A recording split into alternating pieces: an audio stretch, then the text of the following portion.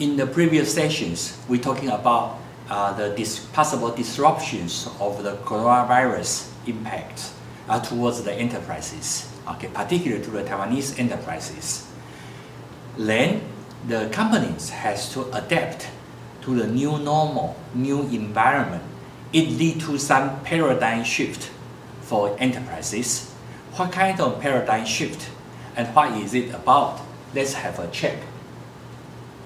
Okay, you know the disruptions. Okay, the companies has to react to a number of the different facts. Okay, for example, like this one. Okay, the coronavirus have a lasting impact to the global supply chain for 3 reasons. Okay, first, nowadays, as I just mentioned before in the previous sessions, okay, the big multinationals have left themselves dangerous exposure to the supply chain risks owing to the strategic design to bring down their cost.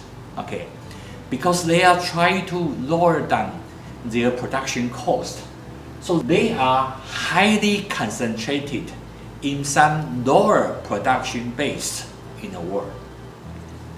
The lower production cost base nowadays is China, perhaps Vietnam, and the Southeast Asia are those among the low-cost production base. Okay, but in fact, because they are highly concentrated in some certain countries.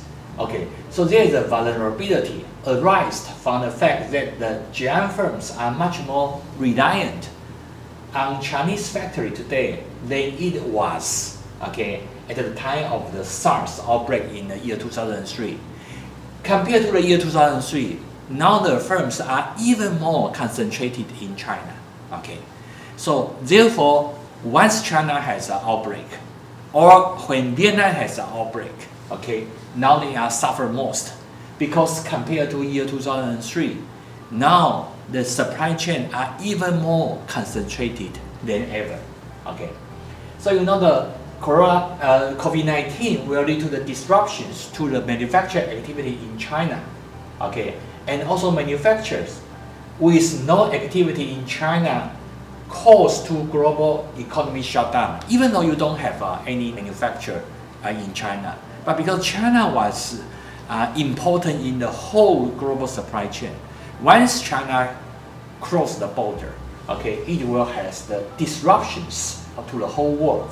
Okay. Another third reason for that is that big companies may experience a supply chain shock in a region worst affected by the COVID-19. Okay, particularly China and the Southeast Asian countries. Okay, particularly in those 2 industries, for example, like electronics, including the semiconductors and so forth. They are all included in the electronic industries. And also particularly the smartphone businesses. The smartphone, like the iPhone, its main production base is in China. Okay, and also the Samsung, the smartphone base is in Vietnam. Okay, the whole, when China or Vietnam shut down, okay, because they are the world factories. Okay, once they are impacted, so the global supply chain was impacted as well. Okay, the electronics are particularly dangerous because it's a relatively thin inventory. Okay, and it's lack of the alternative source for parts. Okay, the electronic industries nowadays is very much Taiwanese or Japanese dominated. Okay, because the Taiwanese was heavily influenced by the Japanese industries. So the just-in-time behavior, just-in-time practices is very common in these regions. Okay, so they have an extremely thin inventory and a lack of the alternative source for parts. Okay, so that hit the industry particularly the most. Okay, and also the smartphone the industry, for example, like the coronavirus outbreak first in Hubei provinces. Okay, Hubei provinces are the advanced chip factory. okay, in China, particularly for the memory chips used in the smartphones. Okay, so therefore the smartphone was also affected. So that is common the case. Okay, when the coronavirus comes out. Okay, there are reasons to believe that those industries are affected the most. Okay, and also for the car industries and for the global oil price was also affected.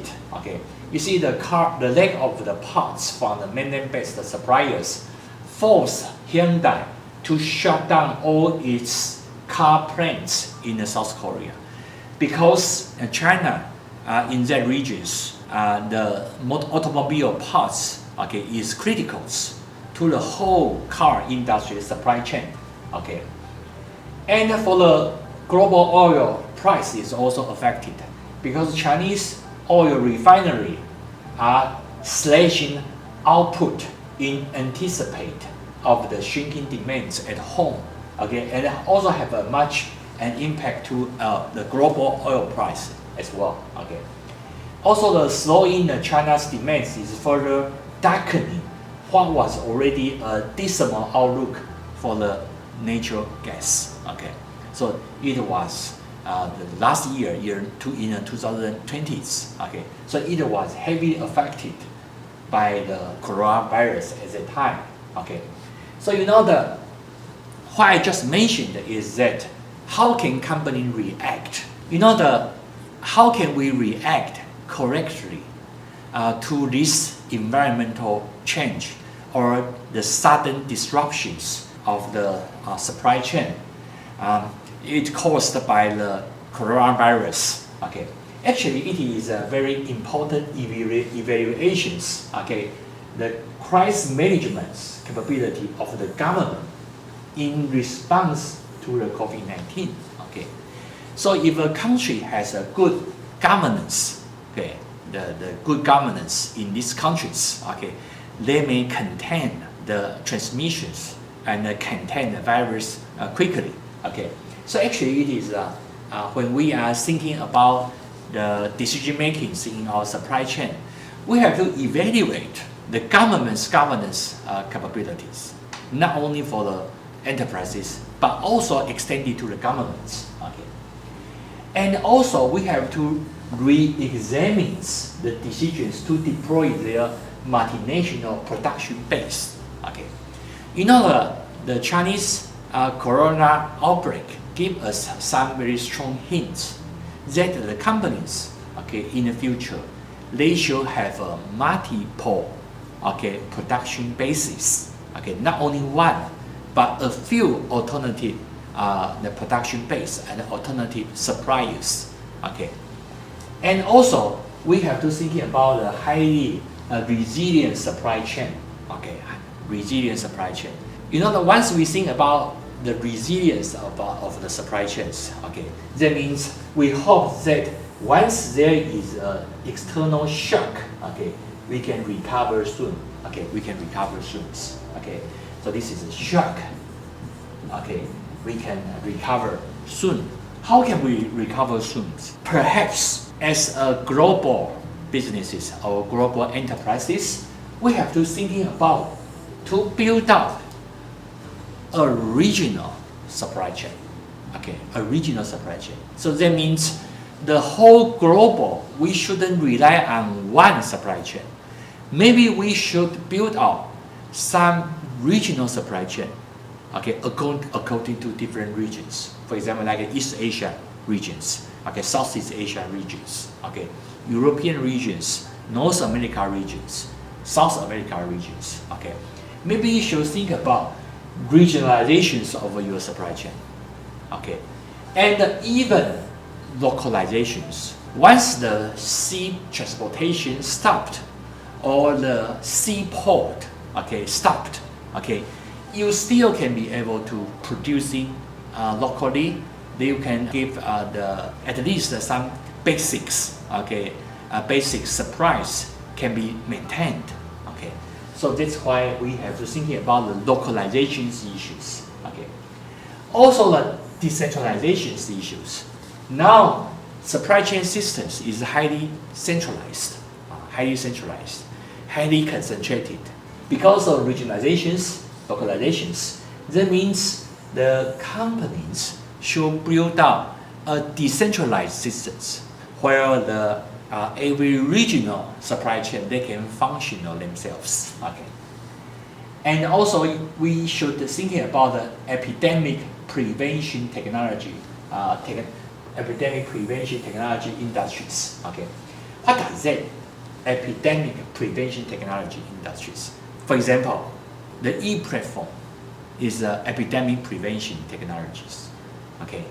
And also think about the smart manufacturing or no man's factories, okay, like the fourth industrial revolutions, okay, where the manufacturers, okay, gradually it's smart and wisdom elements, okay, in the industries, okay, where the manpower, okay, can be deployed less manpower in those factories, okay, because epidemics, that means they have to transmission from the human beings to human beings. Okay. Once it is a labor-intensive industries, one get infected, and the whole labor-intensive firms, okay, might be affected as well. So we have to think about using the smart technology, okay, smart technologies, or the post-industrial revolution technologies, okay, to conduct, okay, the productions. And also the accelerations of developments of the digital and the remote applications. They will be the thrivings, okay, because of the, when we are thinking about the future, once the pandemic is still there, maybe we can contain the coronavirus. But who knows, in the future, there may be another, okay, virus that's coming out, okay. So we should think about it in the future. So therefore, we have to think about the new types of the supply chain management. In the end, I should conclude that we have to have a decentralized systems, okay. We have to have a decentralized systems, okay, not too over-concentrated. And we should have safety stocks, okay, or safety inventory, rather than as low as possible, okay. Just in time, okay, systems, and it may be the case, okay. It may be very important when in the 1970s, in the 1980s, where the every country is the so-called efficient-driven stage, okay. But because of nowadays, okay, because of technology improvement, the technology has compensated the possible efficient losses already, okay.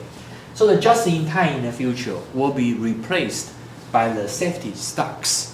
And also we should really think about the so-called multiple suppliers, okay. Once only when we have the multiple suppliers, we can then feel we are safe for productions, okay, once there is a disruptions. So the decentralization, safe stock, and the multiple suppliers, okay, where finally we can conclude that if you can have these three, okay, elements in your supply chain, you shall have a better resilience, okay. You should have a better resilience, okay, for your supply chain.